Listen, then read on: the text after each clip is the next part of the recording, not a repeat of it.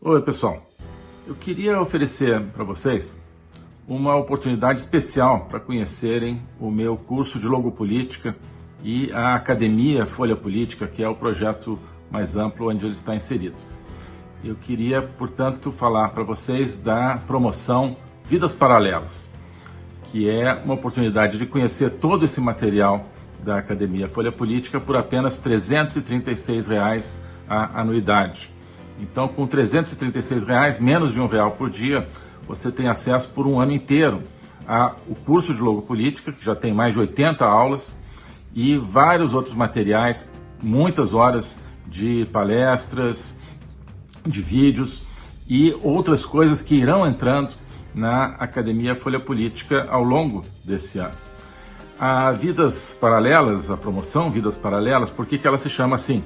Nós estamos estudando no curso, atualmente, Plutarco, as vidas paralelas de Plutarco, mais especificamente a vida de Alexandre o Grande, da Macedônia, para entender as raízes do Ocidente, as raízes dos conceitos de indivíduo, de liberdade, que estão até hoje no coração da nossa civilização, mas que estão sendo seriamente ameaçados.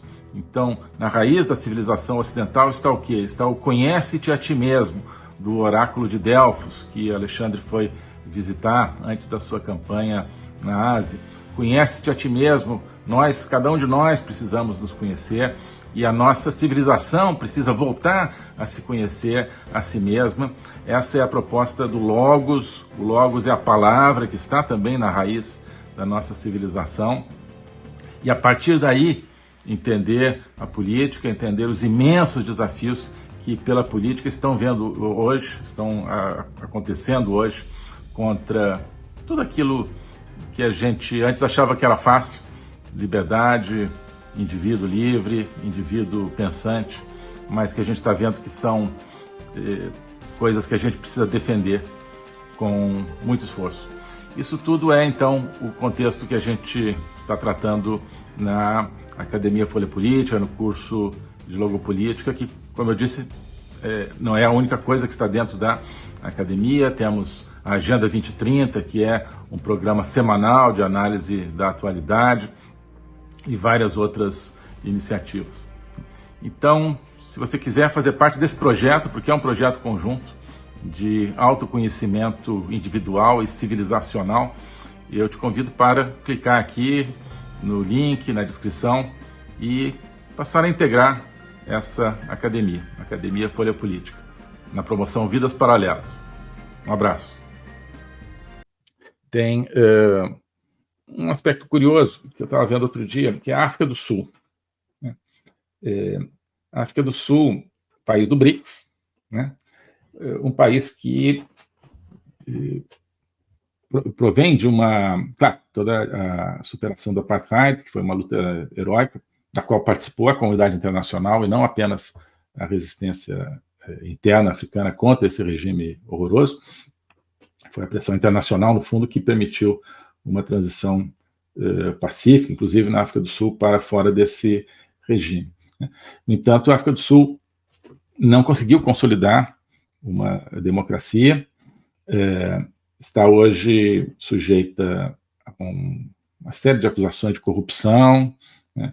Uma economia que está patinando e uma falta de perspectiva, um grande ódio que permanece entre as diferentes etnias da sua população, e o que aparentemente é, às vezes, digamos assim, tolerado, pelo menos, por parte das autoridades governantes. Tá? Então, e ao mesmo tempo a África do Sul está se inserindo também ela no bloco totalitário. A gente vê mais outros exemplos de outros países, mas a África do Sul está, e está proporcionando apoio político a causas do regime totalitário. Por exemplo, quem que entrou no Tribunal da Haia contra Israel, acusando Israel de genocídio, de maneira absurda, por causa da intervenção em Gaza? África do Sul. E aí quem se juntou? O Brasil. Mas a proposta original foi da África do Sul, né, que não precisava fazer nada. mas não foi obrigado a fazê-lo, foi lá porque quis, né? Mas dando cada vez mais exemplos de absorção de influência chinesa e russa e expulsão da influência de democracias ocidentais, né? Lembrando que a África do Sul é estrategicamente importante para a questão das rotas marítimas, por exemplo, no momento em que, visivelmente, o bloco totalitário está tentando, diretamente ou através dos seus asseclas terroristas, bloquear e estrangular os principais pontos de passagem marítimos internacionais. Então, os Houthis, né, aqueles terroristas do Iêmen, que são ligados ao Irã, portanto, ao bloco totalitário, estão, né, fazendo de tudo para fechar aquele estreito, né, que vem do Oceano Índico para o Mar Vermelho, que vai para o Canal de Suez.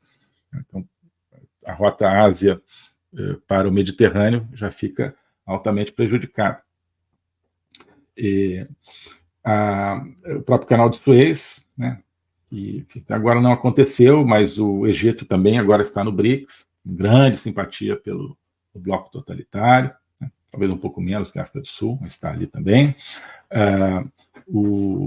Os estreitos ali do Mar do Sul da China, a China investindo muito em ocupar esses espaços contra as Filipinas, contra o Vietnã, a China, né, aquelas ilhas que não tem ninguém, mas a China vai lá e planta uma bandeira, coisa que vocês já terão visto. Isso não é por acaso, controle dos estreitos.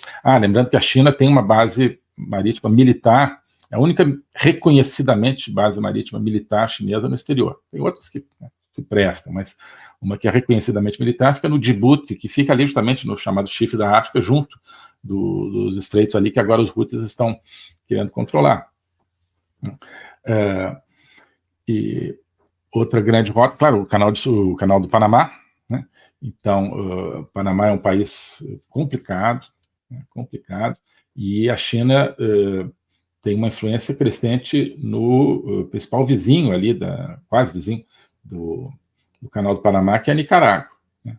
E Nicarágua, outro país, né? Povo sofrendo, mas regime forte, regime, né, se garantindo aí, ninguém faz nada contra, aqui eu mando, eu faço, eu aconteço, né, o regime do Ortega. Tem eleição também, tem eleição fajuta, né, onde sempre ganha o Ortega e seus aliados, e na hora de fazer alguma coisa, né, contra esse regime, não pode, porque seria intervenção, porque seria intromissão, então continua lá, ali junto de um outro grande gargalo do comércio internacional, né. O Gibraltar, enfim, ainda não está muito ameaçado, mas Gibraltar, enfim, você precisa de Gibraltar de um lado e Suez do outro, né? Você não dá só para entrar no Mediterrâneo, você tem que sair. Enfim, ainda está lá. Agora, e o outro grande ponto de circulação internacional é ali no sul da África, o Cabo da Boa Esperança, e que está ali, enfim, o território da África do Sul. Não é um estreito, mas é uma posição que coloca tanto a África do Sul no centro de uma possível rota Ásia-Europa ou Ásia-América do Norte, que se tornará ainda mais importante se for bloqueado o Bab el-Mandeb ali no Iêmen, né, porque aí vai passar por onde? Né, não dá mais para passar pelo Mediterrâneo, depois ir para o Atlântico, tem que, né, vir por baixo da África. Aumenta os custos, aliás, além de outras coisas. Mas, enfim, então, a África do Sul é um regime que a gente não está olhando muito, mas que está se tornando também um regime com essa cara de que a gente conhece, essa salada, né, de corrupção, simpatia por terrorismo, caso do Hamas aí, acusação contra Israel, afinidades, inclusive, né, econômicas e, digamos assim, sentimentais, né, por parte de elites políticas em relação à China, em relação à Rússia, penetração de inteligência russa, chinesa, etc. Então, você vê digamos, esses tentáculos, né, do bloco totalitário se expandindo aí pelo mundo, né? Egito, falamos aqui da importância estratégica ali do Egito, E, bom, Brasil, né, está aí prestando a sua vassalagem a esse esquema, e nesse sentido, por isso que eu botei inclusive Hezbollah aqui no título da live, estão vindo à luz elementos muito importantes sobre a presença do Hezbollah no Brasil, né? Então, já se sabe aí, que aparentemente foi o Mossad que deu a informação para a Polícia Federal, depois Flávio Dino negou, né? Mas foi o Mossad que descobriu que tinha gente, né, no Brasil recrutando outras pessoas para fazer atentados contra a comunidade judaica, inclusive em Brasília, né? Já havia planos, acho que pelo menos adiantados, já que sabiam inclusive o lugar em que iam fazer, a cidade onde fariam os atentados. Mas isso é a ponta de um iceberg. Então, eu queria passar para vocês, tem um estudo aqui, não vou entrar nele diretamente, mas eu vou depois, deixa eu mostrar para vocês aqui. E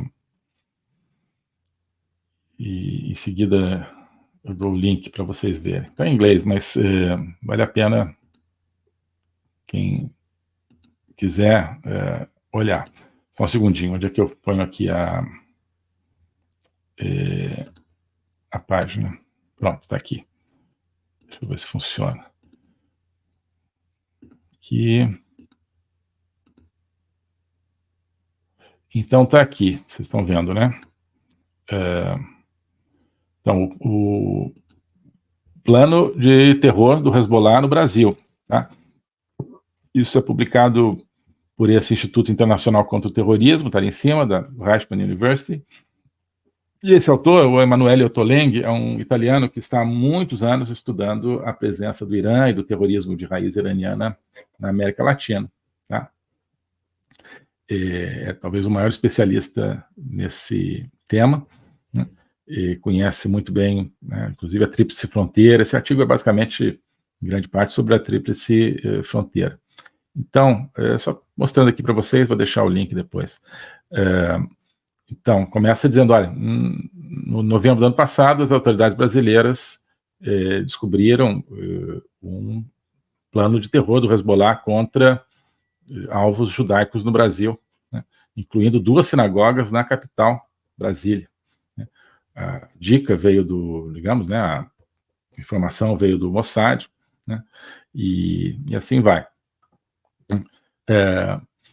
E, no fundo, o que ele vai mostrando é como o Irã está presente, através do Hezbollah, enfim, o Hezbollah, então, portanto, está presente na Tríplice Fronteira já há muito tempo. Ele dá aqui nomes de pessoas, dá detalhes de investigações feitas, na maioria, por autoridades paraguaias ou argentinas, né? Nessa Tríplice Fronteira, o Brasil aqui, infelizmente, meio que tem... isso sim é que é negacionismo, né? Existe um negacionismo nas autoridades de segurança do Brasil em relação ao que acontece na Tríplice Fronteira e a presença de terrorismo ali. Não, ali não tem nada não, tem talvez um pouquinho de contrabando, né? E isso há muito tempo é assim, era antes do governo Bolsonaro, era durante o governo Bolsonaro, as áreas de segurança não queriam trabalhar com isso, eu achava um absurdo como chanceler, mas não era a minha área, eu podia, como eu já disse muito, eu fiz, colocar o Brasil numa aliança das Américas contra o terrorismo, mas precisava, né, que as autoridades de segurança atuassem, e existe uma espécie de uma cortina de fumaça, não pode olhar Tríplice Fronteira. Então, entre as autoridades de segurança do Brasil. Então, estou falando vários ramos aí, policiais, militares, inteligência, tá? Não todos, obviamente, mas existe uma mentalidade aí de que, não, essa coisa de falar de terrorismo na Tríplice Fronteira é coisa de americano, não tem não. Até aqui. E, sorte, argentinos um pouco, o governo Kirchner menos, mas agora com o Milei eles vão atuar seriamente nisso, tenho certeza. A Patrícia Bullrich, né, que agora foi ministra da Segurança do Macri, agora ministra da Segurança do Milei, né, conhece muito esse tema e vai atuar em relação a isso, né. acho que vão todos fugir para o Brasil, né? Porque o Paraguai também acho que está atuando mais agora nesse assunto. Mas, enfim, então está aqui tudo, tem os nomes de pessoas, como é que funcionava, tanto quanto se sabe, né? A rede de presença de núcleos terroristas ali na Tríplice Fronteira. Tá? Aqui, Cidade Leste, sempre usando das famílias que estão ali, de relacionamentos, uma comunidade de origem xiita ali na região da Tríplice Fronteira e assim por diante, né? E a ligação com o tráfico e tudo, né? E uma das coisas que ele chama a atenção é o seguinte, crescente utilização por parte do Irã e do Hezbollah de organizações criminosas locais, quer dizer, aquela coligação do terror, né? Coligação nascida no inferno entre o terrorismo xiita, no caso, e o crime organizado brasileiro, o crime organizado latino-americano, os cartéis de droga, PCC, etc. Isso está sendo feito e digamos, o leito nupcial dessa boda é a Tríplice Fronteira, aparentemente. Mas não fica ali, não é uma questão, vamos acobertar um pouquinho de contrabando aqui ali, não, é muito mais do que isso, né? Dali partiu provavelmente o assassinato daquele procurador, promotor paraguaio, que estava investigando justamente PCC e Hezbollah. Ele foi morto durante a sua lua de mel na Colômbia, né? Estava na praia, chegou um jet ski, descarregou a arma nele, né? Ninguém sabe quem mandou matar, né? Vamos imaginar, tá certo? E, enfim, tá aqui, né? As coisas estão acontecendo. Estão acontecendo e tudo isso tem a ligação com um projeto totalitário.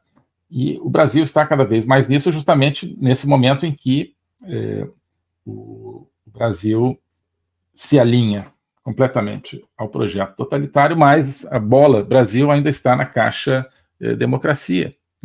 Portanto, para que o mundo enxergue o Brasil e nos ajude, aqueles que querem um Brasil livre, a fazermos alguma coisa, é preciso que o mundo veja não só os desmandos da juristocracia, né, STF e tal, a perda do Estado Democrático de Direito, mas essas conexões do crime organizado brasileiro com o terrorismo. O globalismo existe, é uma coisa concreta. Ele é composto pelo Great Reset do Fórum Econômico Mundial, pelo projeto hegemônico da China, pelo programa de manipulação e conquista da América do Sul pelo Foro de São Paulo e outros elementos. E esses elementos eles atuam uns em benefício dos outros, sempre, principalmente através do controle da linguagem, porque o controle da linguagem é o controle do nosso pensamento. Então nós estamos tendo o nosso pensamento reprogramado, e essa reprogramação vai contra a nossa liberdade, vai contra a essência do ser humano. Isso é o globalismo. Com base nesse estudo, nessa experiência, é que eu criei o curso de Logopolítica.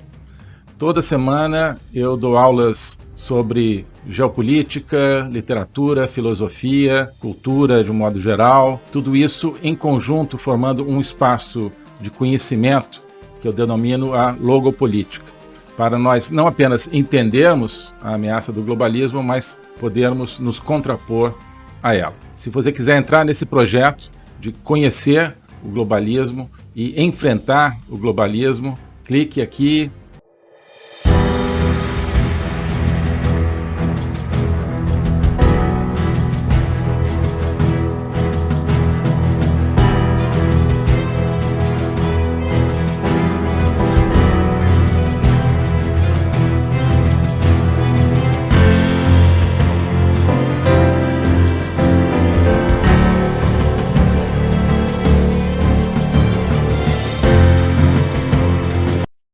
Alô a todos. Hoje eu gostaria de falar sobre o meu novo curso de Logopolítica, onde eu vou colocar a versão completa daquilo que eu tenho a ensinar sobre o globalismo. O globalismo nas suas múltiplas dimensões, geopolítica, econômica, social, cultural, filosófica, dimensões que só podem ser entendidas em conjunto, e que só podem ser entendidas em conjunto a partir de uma perspectiva logopolítica, ou seja, uma perspectiva do logos. Logos é a essência do ser humano, É a racionalidade, mas é também a linguagem e a capacidade de se comunicar e de sentir a transcendência. E essa essência do ser humano está ameaçada e por isso a gente precisa entendê-la numa perspectiva logopolítica, portanto política, ou seja, que tem a ver com a discussão do destino, com a luta pelo destino. Portanto, logopolítica diz respeito à luta e ao combate pelo futuro da humanidade, pela essência do ser humano, que está ameaçada justamente pelo globalismo. Ensinar isso, para mim, é uma missão que eu quero compartilhar com vocês. É uma aventura intelectual para a qual eu quero convidar vocês, uma aventura que é fundamental para que possamos participar da luta justamente por um mundo verdadeiro, por um mundo autêntico, por um mundo que preserve a essência do ser humano, um destino de uma humanidade livre, de uma humanidade aberta justamente ao Logos e a toda a sua complexidade. Nesse curso você vai entender esses grandes combates, quais são as ideias que estão por trás daquilo que ameaça essa essência do ser humano, as grandes ideias que estão se confrontando, quais são as ideias que precisam ser mobilizadas justamente para a defesa, para a preservação dessa nossa essência. Portanto, é preciso entender as discussões filosóficas que não são puramente abstratas, que têm a ver, que têm efeitos diretos na nossa vida diária. Então, quando nós vemos os fenômenos da inflação, da guerra, da carestia, de várias carências no mundo de hoje, nós estamos diante, no fundo, de processos que têm a ver com as ideias. São as ideias por trás desses processos que determinam a sua problemática. Então, essa concepção de um ser humano sem essência, sem transcendência, que nós vemos hoje na nossa sociedade, essa concepção é que tem consequências dramáticas, inclusive na nossa vida material. Atrás dessa concepção existe um projeto de controle total, um projeto totalitário, de domínio. É por causa disso que nós assistimos hoje a fenômenos que nos parecem caóticos, que nos parecem desconectados, mas que vão acabando com a nossa liberdade, vão desestruturando a nossa sociedade, fazendo com que nós vivamos, mesmo dentro de países teoricamente democráticos, cada vez mais dentro de uma sociedade de controle. Então, nós hoje temos, você certamente tem, dificuldade de entender o que está acontecendo no mundo. Isso é decorrente justamente de visões parciais, que eu vou procurar cobrir e conectar. Então, não adianta entender apenas economia, apenas conflitos militares, ou apenas algumas questões sociais. É preciso entender as ideias que querem dominar o mundo e as ideias que precisam ser resgatadas para que nós preservemos a liberdade do mundo. Então é isso que eu quero oferecer a você nesse curso de Logopolítica. Nós vamos estudar o conceito, a evolução, a manifestação do globalismo, na história recente, sobretudo, mas ao longo de toda a história humana, as ideias atuais que conformam o globalismo, elas são muito antigas, assim como as ideias de defesa e preservação da essência do ser humano também são antigas. Então nós vamos lá atrás, nos gregos, nos pré-socráticos, Platão, Aristóteles, e vários outros autores ao longo da história, procurar entender tanto as ideias da defesa do logos, da defesa da essência do ser humano, quanto as ideias que hoje ameaçam tão fortemente e tão incisivamente a nossa liberdade